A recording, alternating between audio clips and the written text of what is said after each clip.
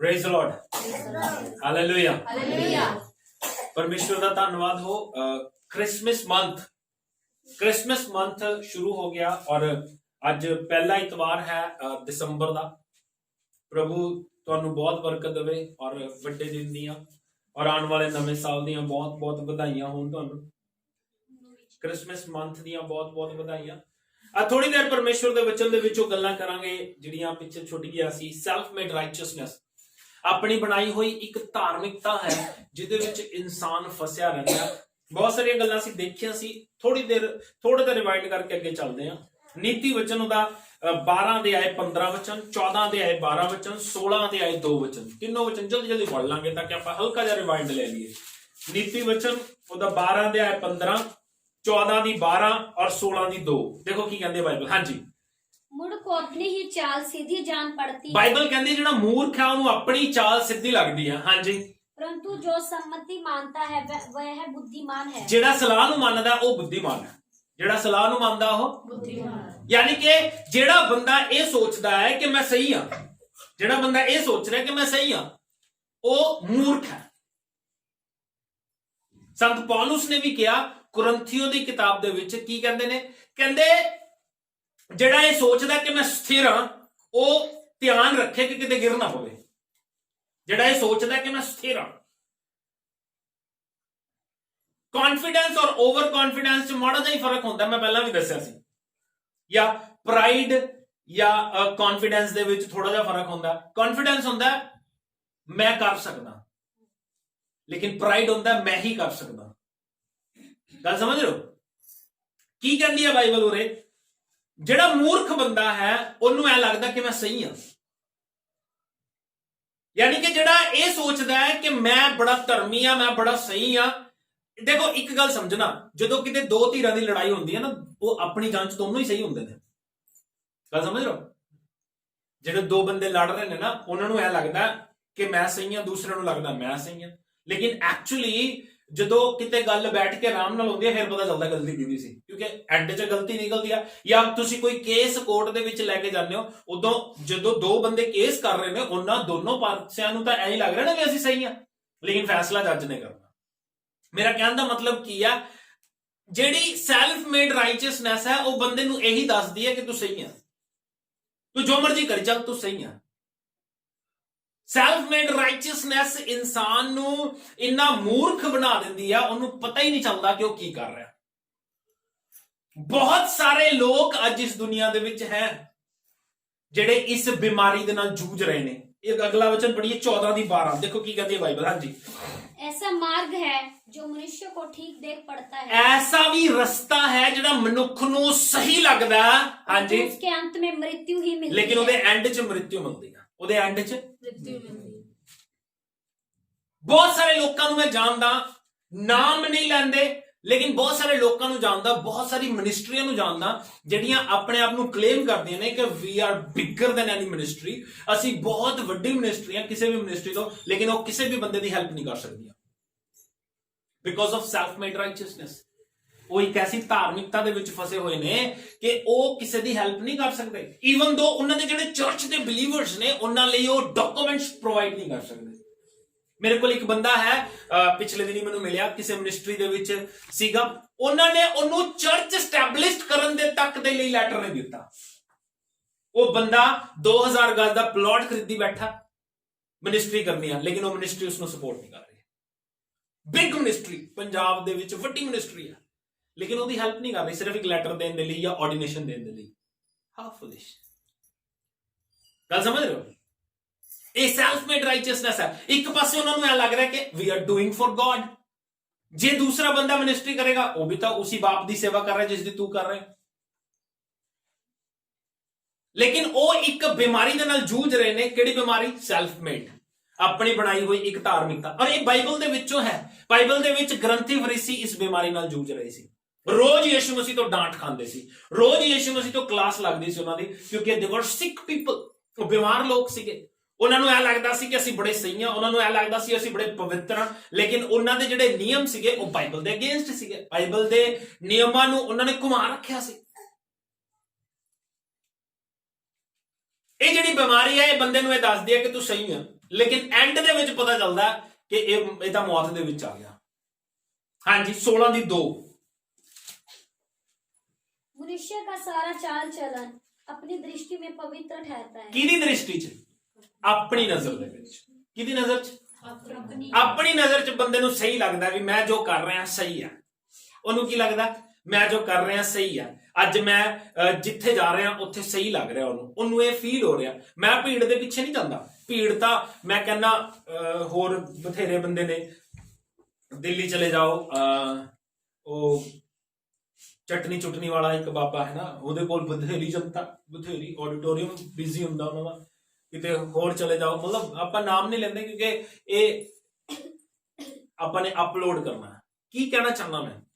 ਭੀੜ ਦਾ ਮਤਲਬ ਇਹ ਨਹੀਂ ਹੈ ਕਿ ਰੱਬ ਉਹਦੇ ਨਾਲ ਹੈ। ਨੋ, ਭੀੜ ਤਾਂ ਯਿਸੂ ਮਸੀਹ ਦੇ ਨਾਲ ਵੀ ਚੱਲਦੀ ਸੀ, ਲੇਕਿਨ ਯਿਸੂ ਮਸੀਹ ਨੇ ਉਹਨਾਂ ਨੂੰ ਜੱਜ ਕੀਤਾ। ਕੀ ਕਹਿੰਦੇ ਤੁਸੀਂ ਇਸ ਕਰਕੇ ਨਹੀਂ ਆਉਂਦੇ ਕਿ ਤੁਹਾਨੂੰ ਚਮਤਕਾਰ ਦੇਖਣ ਨੂੰ ਮਿਲਦੇ, ਤੁਸੀਂ ਇਸ ਕਰਕੇ ਆਉਂਦੇ ਤੁਹਾਨੂੰ ਰੋਟੀਆਂ ਖਾਣ ਨੂੰ ਮਿਲਦੀਆਂ। ਭੀੜ ਦੇ ਵਿੱਚੋਂ ਜਿਹੜੇ ਪ੍ਰਭੂ ਨੂੰ ਪਿਆਰ ਕਰਨ ਵਾਲੇ ਸੀ ਉਹ ਕਿੰਨੇ ਕੁ ਹੁੰਦੇ ਸੀ?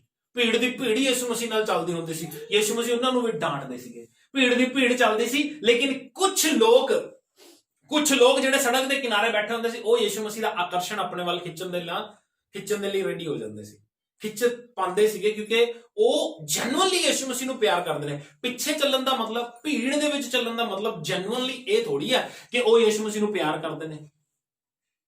ਅੱਜ ਬਹੁਤ ਸਾਰੇ ਲੋਕ ਇੱਕ ਭੀੜ ਦੇ ਵਿੱਚ ਜਾਣਾ ਪਸੰਦ ਕਰਦੇ ਨੇ, ਲੇਕਿਨ ਪ੍ਰਭੂ ਜਿਹੜਾ ਹੈ ਉਹ ਇਕਾਂਤ ਦੇ ਵਿੱਚ ਮਿਲਦਾ।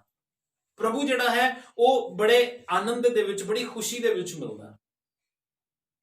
ਉਸ ਭੀੜ ਦਾ ਕੋਈ ਫਾਇਦਾ ਨਹੀਂ ਜਿਹੜੀ ਭੀੜ ਹਨੇਰੇ ਦੇ ਵਿੱਚ ਜਾ ਰਹੀ ਹੈ। ਉਸ ਭੀੜ ਦਾ ਕੋਈ ਫਾਇਦਾ ਨਹੀਂ ਜਿਹੜੀ ਪ੍ਰਭੂ ਦੇ ਨਿਯਮਾਂ ਨੂੰ ਮੰਨ ਨਹੀਂ ਰਹੀ।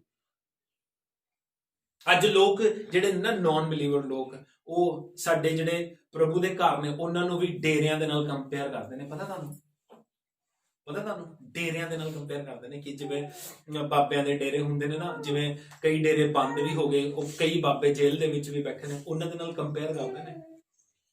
ਕਿਉਂ ਕਰਦੇ ਨੇ? ਕਿਉਂਕਿ ਸਾਡੀਆਂ ਹਰਕਤਾਂ ਐਸੀਆਂ ਨੇ, ਉਹ ਜਿਹੜੀ ਆਪਣੀ ਬਣਾਈ ਹੋਈ ਧਾਰਮਿਕਤਾ ਉਹਦੇ ਵਿੱਚ ਫਸੇ ਹੋਏ ਆ ਅਸੀਂ।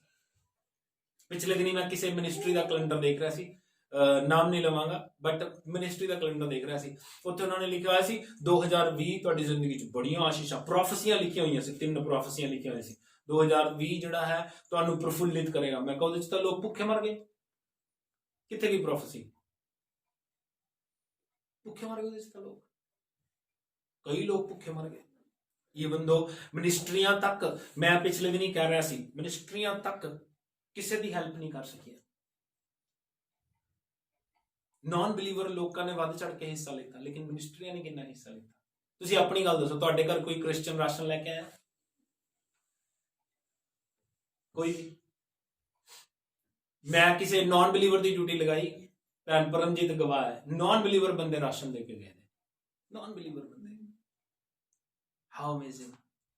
ਕੀ ਮਤਲਬ ਅਸੀਂ ਹੁਣ ਇੱਕ ਗੱਲ ਕਰੀਏ, ਆਪਾਂ ਇੱਕ ਛੋਟੀ ਜਿਹੀ ਗੱਲ ਕਰਦੇ ਹਾਂ ਨਾ। ਬਹੁਤ ਸਾਰੇ ਲੋਕ, ਮੁਸਲਮਾਨ ਵੀ, ਸਰਦਾਰ ਵੀ, ਕਿੰਨੇ ਲੋਕ ਦਿੱਲੀ ਦੇ ਵਿੱਚ ਜਾ ਕੇ ਕਿਸਾਨਾਂ ਨੂੰ ਸਮਰਥਨ ਦੇ ਰਹੇ ਨੇ। ਕ੍ਰਿਸਚਨਾਂ ਦੇ ਵਿੱਚੋਂ ਕੋਈ ਗਿਆ? ਕਿਸੇ ਦਾ ਸੁਣਿਆ? ਕਿਸੇ ਮਿਨਿਸਟਰੀ ਦਾ ਸੁਣਿਆ? ਕਿਸੇ ਪਾਸਟਰ ਦਾ ਸੁਣਿਆ ਕਿ ਉਹ ਪਾਸਟਰ ਉੱਥੇ ਪਹੁੰਚ ਗਿਆ? ਜਿਹੜੀ ਵੱਡੀਆਂ ਮਿਨਿਸਟਰਾਂ, ਛੋਟੇ ਤਾਂ ਮੇਰੇ ਵਰਗੇ ਛੋਟਿਆਂ ਦੀ ਤਾਂ ਕੋਈ ਕਾਊਂਟਿੰਗ ਨਹੀਂ ਆ। ਵੱਡੇ ਲੋਕ, ਐਕਟਰਸ ਜਾ ਕੇ ਉੱਥੇ ਸਮਰਥਨ ਦੇ ਰਹੇ ਨੇ, ਫੌਜੀ ਜਾ ਕੇ ਉੱਥੇ ਸਮਰਥਨ ਦੇ ਰਹੇ ਨੇ, ਨਿਹੰਗ ਜਾ ਕੇ ਉੱਥੇ ਸਮਰਥਨ ਦੇ ਰਹੇ ਨੇ। ਬੜਾ ਅਸੀਂ ਕੀ ਕਰ ਰਹੇ ਹਾਂ? ਇਹ ਕੀ ਹੋ ਰਿਹਾ ਹੈ? ਇਹ ਸੈਲਫ ਮੇਡ ਰਾਈਚਸਨੈਸ। ਇਹਨਾਂ ਨੂੰ ਪ੍ਰਭੂ ਚਾਹੁੰਦਾ ਹੈ ਕਿ ਇਹ ਇੱਕ ਅਲੱਗ ਰੁਤਬਾ ਦਿਖਾਣ ਆਪਣਾ, ਲੇਕਿਨ ਐਕਚੁਅਲੀ ਇਹ ਜੈਨੂਅਨਲੀ ਇਹ ਆਪਣੇ ਵਿੱਚ ਹੀ ਉਲਝੇ ਪਏ ਨੇ, ਕਿਉਂਕਿ ਹਰ ਇੱਕ ਬੰਦੇ ਨੂੰ ਇਹ ਲੱਗ ਰਿਹਾ ਕਿ ਮੈਂ ਸਹੀ ਹਾਂ, ਦੂਸਰਾ ਗਲਤ ਹੈ। ਲੇਕਿਨ ਐਕਚੁਅਲੀ ਜੱਜ ਸਿਰਫ ਬਾਈਬਲ ਕਰੇਗੀ। ਬਾਈਬਲ ਦੇ ਅਨੁਸਾਰ ਤੁਹਾਨੂੰ ਪਤਾ ਚੱਲੇਗਾ ਕੌਣ ਸਹੀ ਹੈ ਤੇ ਕੌਣ ਗਲਤ ਹੈ। ਪ੍ਰਭੂ ਯਿਸੂ ਮਸੀਹ ਨੇ ਕਿਹਾ ਮਨੁੱਖ ਨੂੰ ਜਿਹੜਾ ਹੈ ਉਹਦੇ ਫਲਾਂ ਦੇ ਨਾਲ ਤੁਸੀਂ ਪਛਾਣੋਗੇ। ਇਨਸਾਨ ਦੇ ਅੰਦਰ ਫਲ ਜਿਹੜੇ ਲੱਗ ਰਹੇ ਨੇ ਉਹਦੇ ਨਾਲ ਪਛਾਣਿਆ ਜਾਂਦਾ ਇਨਸਾਨ। ਪੀਪਲ ਆਰ ਸਿਕ, ਬਿਮਾਰ ਲੋਕ ਨੇ। ਸਾਡੇ ਵਿੱਚੋਂ ਵੀ ਕਈ ਹੋ ਸਕਦੇ ਨੇ ਜਿਹੜੇ ਆਪਣੇ ਆਪ ਨੂੰ ਮਸੀਹ ਕਹਿੰਦੇ ਨੇ, ਲੇਕਿਨ ਮਸੀਹ ਦੇ ਨਿਯਮਾਂ ਦੇ ਅਨੁਸਾਰ ਨਹੀਂ ਜਿੰਦੇ। ਸ਼ਾਇਦ ਅਸੀਂ ਪ੍ਰਾਰਥਨਾ ਨਹੀਂ ਕਰਦੇ, ਸ਼ਾਇਦ ਅਸੀਂ ਬਾਈਬਲ ਨਹੀਂ ਪੜ੍ਹਦੇ, ਸ਼ਾਇਦ ਅਸੀਂ ਆਪਣੇ ਟਾਈਥ ਆਫਰਿੰਗ ਦੇ ਵਿੱਚ ਫੇਥਫੁਲ ਨਹੀਂ ਆ, ਲੇਕਿਨ ਕਹਿਣ ਦੇ ਵਿੱਚ ਅਸੀਂ ਕਹਿੰਦੇ ਆ ਅਸੀਂ ਕ੍ਰਿਸਚਨ ਆ ਜੀ। ਮੈਂ ਕਹਿੰਦਾ ਹੁੰਦਾ ਨਾ, ਅਸੀਂ ਰੱਬ ਦੇ ਬੰਦੇ ਹਾਂ, ਭਾਵੇਂ ਚੰਗੇ ਹਾਂ ਤੇ ਭਾਵੇਂ ਗੰਦੇ ਹਾਂ, ਪਰ ਅਸੀਂ ਰੱਬ ਦੇ ਬੰਦੇ ਹਾਂ। We need to understand ਕਿ we are sick people, ਅਸੀਂ ਬਿਮਾਰ ਲੋਕ ਹਾਂ। ਔਰ ਇਹ ਬਿਮਾਰੀ ਜਿਹੜੀ ਹੈ ਸਾਨੂੰ ਬਰਬਾਦ ਕਰਕੇ ਰੱਖ ਦਿੰਦੀ ਹੈ, ਕਿਉਂਕਿ ਇਨਸਾਨ ਆਪਣੀ ਨਜ਼ਰ 'ਚ ਹੀ ਸਹੀ ਹੁੰਦਾ, ਲੇਕਿਨ ਐਂਡ ਦੇ ਵਿੱਚ ਮਾਰ ਬਹੁਤ ਪੈਂਦੀ ਹੈ, ਫਿਰ ਉੱਥੋਂ ਵਾਪਿਸ ਆਉਣਾ ਮੁਸ਼ਕਿਲ ਹੋ ਜਾਂਦਾ। ਇੱਕ ਵਚਨ ਦੇ ਉੱਤੇ ਹੋਰ ਗੌਰ ਕਰਦੇ ਹਾਂ। ਯਿਸੂ ਮਸੀਹ ਨੇ ਇੱਕ ਬੜਾ ਸੋਹਣਾ ਇੱਕ ਐਗਜ਼ਾਮਪਲ ਦਿੱਤਾ, ਲੂਕਾ ਰਚਿਤ ਸੁਸਮਾਚਾਰ ਉਹਦਾ 18 ਦੇ ਆਏ 9 ਵਚਨ ਤੋਂ ਲੈ ਕੇ 14 ਵਚਨ ਤੱਕ। ਦੇਖੋ ਕੀ ਕਹਿੰਦੀ ਹੈ ਬਾਈਬਲ। ਹਾਂਜੀ,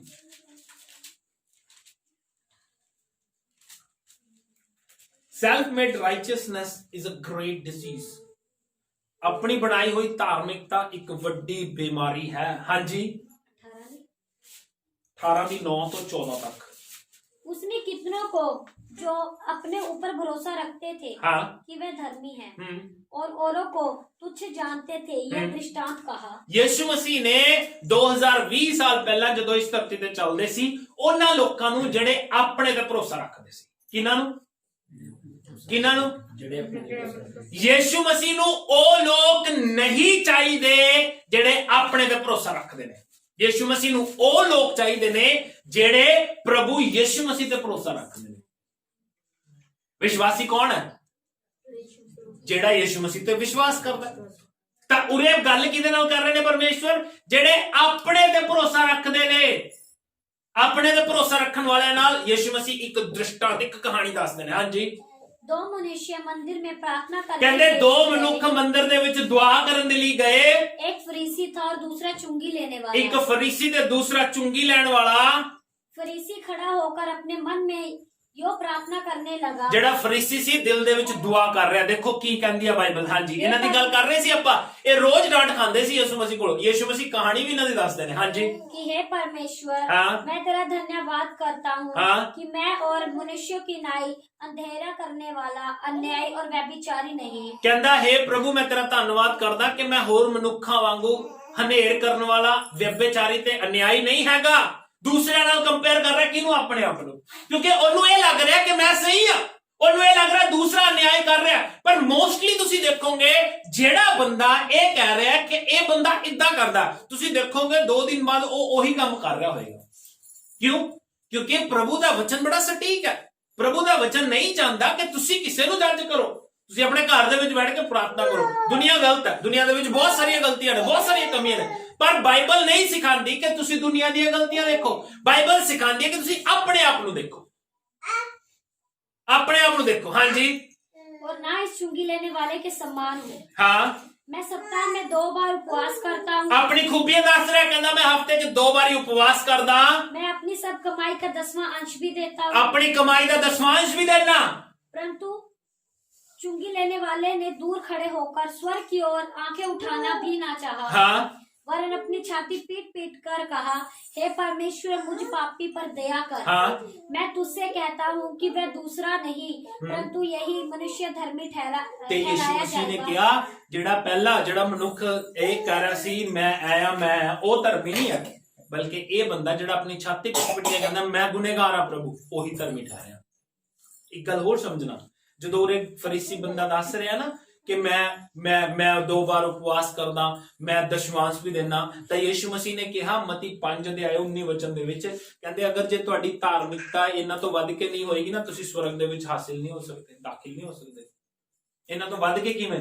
ਇਹਦਾ ਮਤਲਬ ਇਹਨਾਂ ਤੋਂ ਵੱਧ ਕੇ ਕਿਵੇਂ ਹੋਣੀ ਚਾਹੀਦੀ ਆ? ਅਗਰ ਉਹ 2 ਉਪਵਾਸ ਰੱਖਦੇ ਸੀ, ਤੁਹਾਡੇ 3 ਉਪਵਾਸ ਹੋਣੇ ਚਾਹੀਦੇ ਹਫਤੇ 'ਚ।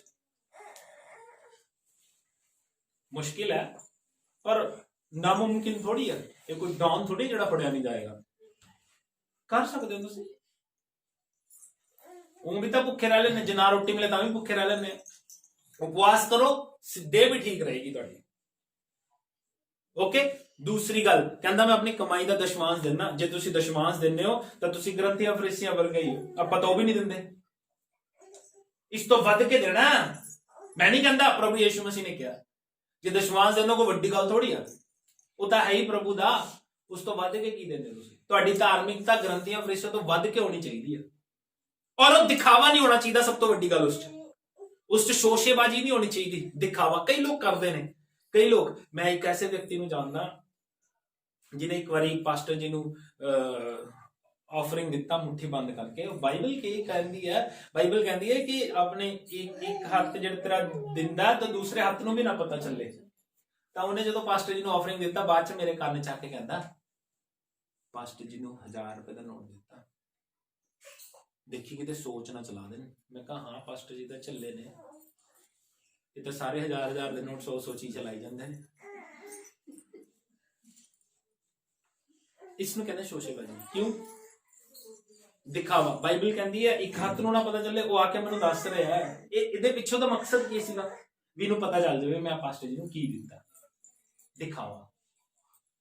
ਦੇਖੋ ਜੀ, ਦੇਣਾ ਤੁਸੀਂ ਰੱਬ ਨੂੰ ਹੈ, ਇਨਸਾਨ ਨੂੰ ਨਹੀਂ ਦੇਣਾ। ਇੱਕ ਗੱਲ ਸਮਝੋ, ਬਾਈਬਲ ਕੀ ਸਿਖਾਉਂਦੀ ਹੈ, ਸੈਲਫ ਮੇਡ ਰਾਈਚਸਨੈਸ ਜਿਹੜੀ ਹੈ ਇੱਕ ਬਿਮਾਰੀ ਹੈ, ਇਹਦੇ ਵਿੱਚੋਂ ਨਿਕਲੋ, ਇਹਦੇ ਵਿੱਚੋਂ ਨਿਕਲੋ। ਇੱਕ ਬਿਮਾਰੀ ਹੈ ਮੈਂ ਕਹਿ ਰਿਹਾ, ਔਰ ਇਸ ਬਿਮਾਰੀ ਦੇ ਵਿੱਚੋਂ ਨਿਕਲਣ ਦੇ ਤਰੀਕੇ ਬੜੀ ਜਲਦੀ ਦੱਸ ਦਾਂਗਾ, ਕਿਉਂਕਿ ਅੱਜ ਪ੍ਰਭੂ ਭੋਜ ਵੀ ਆ। ਬੜੀ ਜਲਦੀ ਦੱਸ ਦਾਂਗਾ how we can free from this disease. ਕਿੱਦਾਂ ਅਸੀਂ ਇਸ ਬਿਮਾਰੀ ਤੋਂ ਆਜ਼ਾਦ ਹੋ ਸਕਦੇ ਹਾਂ, ਕਿੱਦਾਂ ਅਸੀਂ ਇਸ ਬਿਮਾਰੀ ਤੋਂ ਆਜ਼ਾਦ ਹੋ ਸਕਦੇ ਹਾਂ। ਪਹਿਲੀ ਗੱਲ, ਪ੍ਰਾਰਥਨਾ ਕਰੋ ਹਰ ਰੋਜ਼।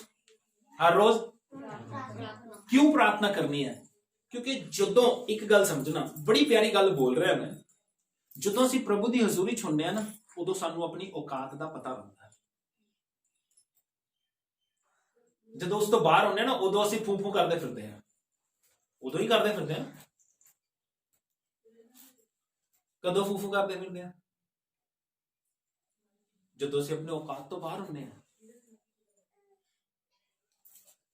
ਲੇਕਿਨ ਜਦੋਂ ਪ੍ਰਭੂ ਦੀ ਹਜ਼ੂਰੀ 'ਚ ਬੈਠਾਂਗੇ ਤਾਂ ਸਾਨੂੰ ਆਪਣੀ ਹੈਸੀਅਤ ਦਾ ਪਤਾ ਹੋਏਗਾ ਕਿ ਹੀ ਇਜ਼ ਗॉड, ਇਹ ਪਰਮੇਸ਼ਵਰ ਹੈ, ਮੈਂ ਇਨਸਾਨ ਹਾਂ, ਮੈਂ ਕੀੜਾ, ਮੈਂ ਨਥਿੰਗ, ਕੁਝ ਨਹੀਂ ਹੈਗਾ। ਜੇ ਮੇਰੀ ਹਵਾ ਨਿਕਲ ਗਈ ਫਿਰ ਖਤਮ ਹੈ ਕੰਮ, ਖਤਮ ਹੈ ਕੰਮ। ਇਸ ਕਰਕੇ ਸਾਨੂੰ ਪ੍ਰਾਰਥਨਾ ਕਰਨ ਦੀ ਜ਼ਰੂਰਤ ਹੈ ਤਾਂ ਕਿ ਅਸੀਂ ਇਸ ਬਿਮਾਰੀ ਤੋਂ ਆਜ਼ਾਦ ਹੋ ਜਾਈਏ। ਜਦੋਂ ਅਸੀਂ ਪ੍ਰਾਰਥਨਾ ਕਰਾਂਗੇ, ਪਰਮੇਸ਼ਵਰ ਆਪਣੇ ਵਚਨਾਂ ਦੇ ਜ਼ਰੀਏ ਸਾਨੂੰ ਸਿਖਾਏਗਾ।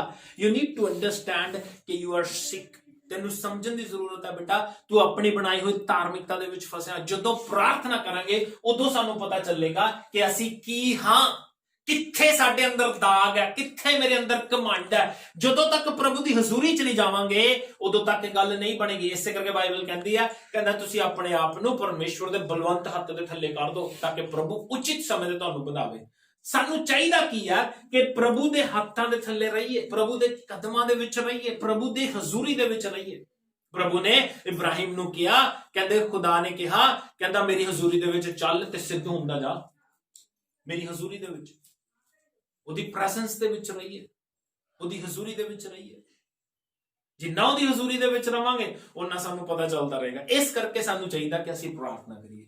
ਪ੍ਰਾਰਥਨਾ ਅਸੀਂ ਕਰਦੇ ਨਹੀਂ, ਬਾਹਰਲੀਆਂ ਗੱਲਾਂ ਸ਼ੈਤਾਨ ਸਾਨੂੰ ਹੋਰ ਹੀ ਗੱਲਾਂ ਦੇਈ ਜਾਂਦਾ, ਤੂੰ ਐ ਆ, ਤੂੰ ਐ ਆ। ਪਿਛਲੇ ਦਿਨੀ ਮੈਂ ਸਮਝ ਰਿਹਾ ਸੀ, ਇੱਕ ਬੰਦਾ ਬੜਾ ਸੋਹਣਾ ਬੋਲ ਰਿਹਾ ਸੀ, ਸ਼ਾਇਦ ਪਾਕਿਸਤਾਨੀ ਸੀਗਾ। ਕਹਿੰਦਾ ਈਗੋ ਦੇ ਵਿੱਚ ਫਰਕ ਕੀ ਹੁੰਦਾ? ਐਕਚੁਅਲੀ ਈਗੋ ਕੀ ਹੁੰਦਾ? ਕੀ ਹੁੰਦਾ ਈਗੋ? ਐਕਚੁਅਲੀ ਈਗੋ ਕੀ ਹੁੰਦਾ?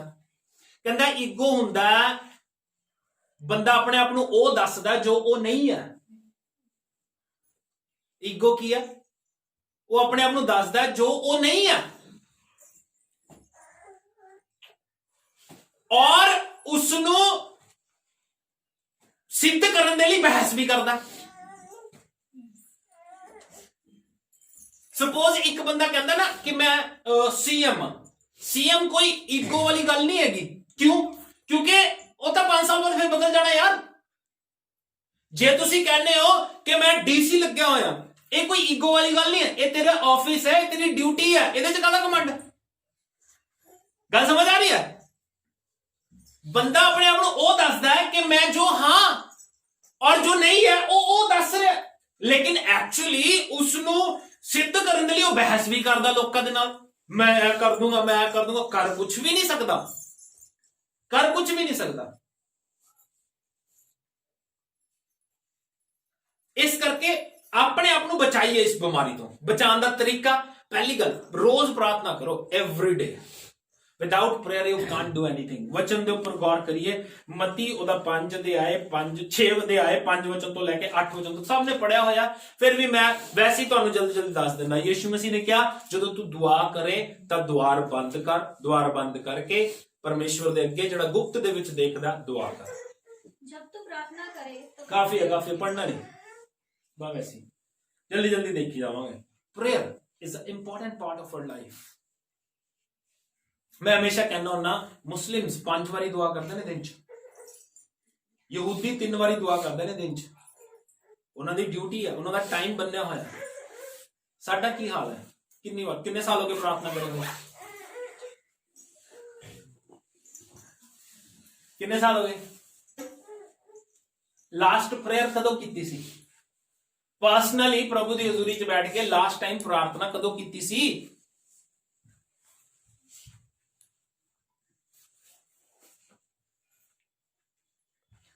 ਸੈਲਫ ਮੇਡ ਰਾਈਚਸਨੈਸ, ਸਾਨੂੰ ਬਿਮਾਰੀ ਤੋਂ ਬਚਾਉਣ ਦੇ ਲਈ ਪ੍ਰਭੂ ਦੀ ਹਜ਼ੂਰੀ ਬਹੁਤ ਜ਼ਰੂਰੀ ਹੈ। ਦੂਸਰੀ ਗੱਲ, ਡੋਂਟ ਜੱਜ ਐਨੀਬਡੀ। ਕਿਸੇ ਨੂੰ ਵੀ, ਕਿਸੇ ਦਾ ਵੀ ਨਿਆਂ ਨਾ ਕਰੋ, ਕਿਸੇ ਤੋਂ ਵੀ ਜੱਜ ਨਾ ਕਰੋ ਵੀ ਤੂੰ ਐ ਆ, ਤੂੰ ਐ ਆ, ਤੂੰ ਐ। ਕਿਉਂਕਿ ਇੱਕ ਗੱਲ ਸਮਝਣਾ, ਇੱਕ ਗੱਲ ਸਮਝ ਲੈਣਾ ਆਪਣੀ ਲਾਈਫ ਦੇ ਵਿੱਚ, ਜੋ ਦੂਸਰਾ ਬੰਦਾ ਕਰ ਰਿਹਾ ਨਾ ਉਹ ਆਪਣੇ ਲਈ ਕਰ ਰਿਹਾ।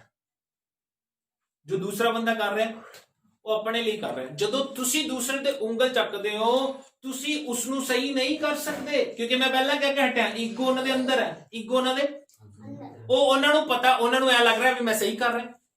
ਜੇ ਤੁਸੀਂ ਉਹਨਾਂ ਨਾਲ ਬਹਿਸ ਕਰੋਗੇ ਬੇਇੱਜ਼ਤੀ ਤੁਹਾਡੀ ਹੈ। ਤਾਂ ਤੁਸੀਂ ਕਿਸੇ ਨੂੰ ਨਾ ਕਹੋ ਤੂੰ ਕੀ ਕਰ ਰਿਹਾ ਓਏ, ਅਗਲਾ ਕਹੂਗਾ ਤੂੰ ਕੀ ਕਰ ਰਿਹਾ, ਛੱਡ ਪਰ ਤੈਨੇ ਕੀ ਲੈਣਾ। ਗੱਲ ਸਮਝ ਆ ਰਹੀ ਹੈ? ਤੁਸੀਂ ਕਿਸੇ ਨੂੰ ਵੀ ਜੱਜ ਨਾ ਕਰੋ। ਕਿਸੇ ਦੇ ਅੰਦਰ 100 ਕਮੀਆਂ ਨੇ। ਇੱਕ ਬੰਦਾ ਜਿਹੜਾ ਸ਼ਰਾਬ ਪੀਂਦਾ ਉਹਨੂੰ ਇਹ ਥੋੜੀ ਲੱਗਦਾ ਮੈਂ ਸ਼ਰਾਬੀ ਆ ਜਾਂ ਮੈਂ ਗਲਤ ਕਰ ਰਿਹਾ, ਅਗਲਾ ਕਹਿੰਦਾ ਮੈਂ ਆਪਣੇ ਪੈਸੇ ਦੀ ਪੀ ਰਿਹਾ, ਤੂੰ ਕੌਣ ਹੈ? ਇੱਕ ਬੰਦਾ ਜਿਹੜਾ ਚੋਰੀ ਕਰਦਾ ਅਗਲਾ ਕਹਿੰਦਾ ਯਾਰ ਮੈਂ ਕਰ ਰਿਹਾ, ਤੂੰ ਕੌਣ ਹੈ? ਪਕੜੇ ਗਏ ਤਾਂ ਠੀਕ ਹੈ, ਨਹੀਂ ਪਕੜੇ ਗਏ ਤਾਂ ਆਜ਼ਾਦ ਹੈ।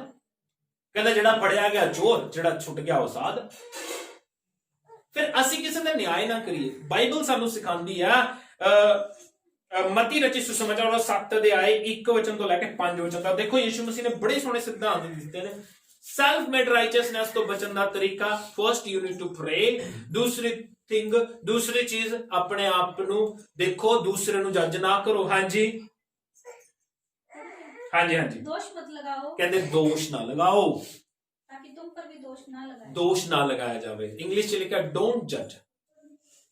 ਕਿਸੇ ਦਾ ਨਿਆਂ ਨਾ ਕਰੋ। ਜੱਜ ਪਤਾ ਕੀ ਹੁੰਦਾ? ਕਿਸੇ ਦਾ ਨਿਆਂ ਕਰ ਦੇਣਾ, ਤੂੰ ਐ ਆ, ਡਿਕਲੇਅਰ ਕਰ ਦੇਣਾ ਤੂੰ ਚੋਰ ਹੈ, ਡਿਕਲੇਅਰ ਕਰ ਦੇਣਾ ਤੂੰ ਠੱਗ ਹੈ, ਡਿਕਲੇਅਰ ਕਰ ਦੇਣਾ। ਹਾਂਜੀ, क्योंकि जिस प्रकार तुम दोष लगाते हो हाँ, उसी प्रकार तुम पर भी लगाया जाएगा। ਕਹਿੰਦੇ ਜਿਵੇਂ ਤੁਸੀਂ ਦੋਸ਼ ਲਗਾਉਂਦੇ ਹੋ ਉਵੇਂ ਤੁਹਾਡੇ ਤੇ ਦੋਸ਼ ਲਗਾਇਆ ਜਾਏਗਾ ਬੇਟਾ। ਹਾਂਜੀ, और जिस नाप से तुम नापते हो ਹਾਂ, उसी नाप से तुम्हारे लिए भी नापा जाएगा। ਜਿਸ ਨਾਪ ਨਾਲ ਤੁਸੀਂ ਨਾਪਦੇ ਹੋ ਉਸੇ ਨਾਪ ਨਾਲ ਤੁਹਾਡੇ ਲਈ ਨਾਪਿਆ ਜਾਏਗਾ। ਸੋ ਡੋਂਟ ਜੱਜ ਐਨੀਬਡੀ ਯਾਰ। ਆਪਣੇ ਆਪ ਨੂੰ ਦੇਖੀਏ ਅਸੀਂ ਕਰ ਕੀ ਰਹੇ ਹਾਂ। ਤੀਸਰੀ ਤੇ ਆਖਰੀ ਗੱਲ, ਕੋਈ ਵੀ ਕੰਮ ਦਿਖਾਵੇ ਲਈ ਨਾ ਕਰੋ। ਦਿਖਾਵੇ ਲਈ, ਜਿਵੇਂ ਮੈਂ ਹੁਣੀ ਦੱਸ ਕੇ ਹਟਿਆ, ਪਾਸਟਰ ਜੀ ਨੂੰ ਚੰਦਾ ਦਿੱਤਾ, ਮੈਨੂੰ ਵੀ ਦੱਸਤਾ ਵੀ ਇੰਨੇ ਪੈਸੇ ਦਿੱਤੇ ਨੇ ਮੈਨੂੰ। ਦਿਖਾਵੇ ਲਈ ਨਹੀਂ। ਪ੍ਰਭੂ ਦਾ ਵਚਨ ਕੀ ਸਿਖਾਉਂਦਾ? ਮਤੀ 6 ਅਧਿਆਏ 1 ਵਚਨ ਔਰ 5 ਵਚਨ ਦੇਖੋ ਕੀ ਕਹਿੰਦੀ ਬਾਈਬਲ। ਹਾਂਜੀ, सावधान रहो, ਸਾਵਧਾਨ ਰਹੋ। तुम मनुष्य को दिखाने के लिए अपने धर्म के काम ना करो। ਤੁਸੀਂ ਮਨੁੱਖਾਂ ਨੂੰ ਦਿਖਾਉਣ ਦੇ ਲਈ ਆਪਣੇ ਧਰਮ ਦੇ ਕੰਮ ਨਾ ਕਰੋ, नहीं तो अपने स्वर्गीय पिता से कुछ भी फल ना पाओ। ਤਾਂ ਪ੍ਰਭੂ ਤੋਂ ਕੋਈ ਫਲ ਤੁਹਾਨੂੰ ਨਹੀਂ ਮਿਲੇਗਾ। ਜਿਹੜਾ ਬੰਦਾ ਡਿਜ਼ੀਜ਼, ਬਿਮਾਰੀ ਦੇ ਨਾਲ ਜੂਝ ਰਿਹਾ ਹੈ, ਉਹਦੀ ਪਹਿਚਾਨ ਇਹੀ ਹੈ, ਨਾ ਤਾਂ ਉਹ ਪ੍ਰਾਰਥਨਾ ਕਰੇਗਾ, ਉਹ ਦੂਸਰੇ ਦਾ ਨਿਆਂ ਕਰੇਗਾ, ਔਰ ਤੀਸਰੀ ਗੱਲ ਉਹ ਦਿਖਾਵੇ ਦੇ ਲਈ ਕੰਮ ਕਰੇਗਾ। ਦਿਖਾਵੇ ਦੇ ਲਈ, ਸ਼ੋਸ਼ੇਬਾਜ਼ੀ ਦੇ ਲਈ। ਕਈ ਲੋਕਾਂ ਨੂੰ ਮੈਂ ਜਾਣਦਾ ਜਿਹੜੇ ਮੇਰੇ ਕੋਲ ਆ ਕੇ ਵੀ ਕਹਿੰਦੇ ਨੇ ਪਾਸਟਰ ਜੀ ਸਾਡਾ ਨਾਮ ਨਾ ਲਿਓ। ਇੰਨੇ ਪਿਆਰੇ ਪਿਆਰੇ ਲੋਕ ਨੇ ਵੀ ਸਾਨੇ ਇਹ ਕੀਤਾ ਪਰ ਸਾਡਾ ਨਾਮ ਨਾ ਲਿਓ। ਉਹ ਲੋਕ ਪ੍ਰਭੂ ਤੋਂ ਆਸ਼ੀਸ਼ ਪਾਣਗੇ।